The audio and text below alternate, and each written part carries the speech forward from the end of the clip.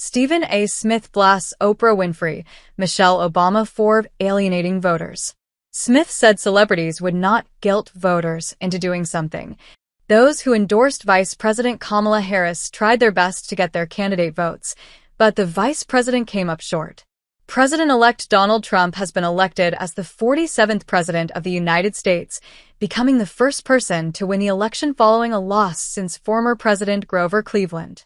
However, ESPN pundit Stephen A. Smith was not fond of the tactics of some of Harris's supporters.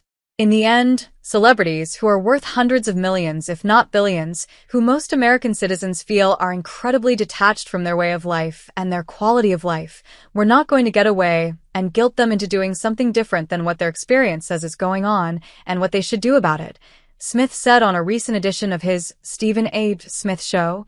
He then played a clip of Oprah Winfrey saying a victory for Trump could mean they would never vote again. "This is the kind of stuff that alienates an electorate, alienates a voter," Smith said. "Because the freedom that you tell them you have, you try to confiscate morally by letting them know you ain't worth a damn unless you vote the way we say you should vote. Who's going to go for that in a general election? With an economy rife with inflation, with over 12 million people crossing the border, the value of their dollars dissipating before our very eyes." Smith then went against a clip of former First Lady Michelle Obama saying black men voting for Trump was a vote against us. "If we don't agree with you, we're against you?" Smith questioned.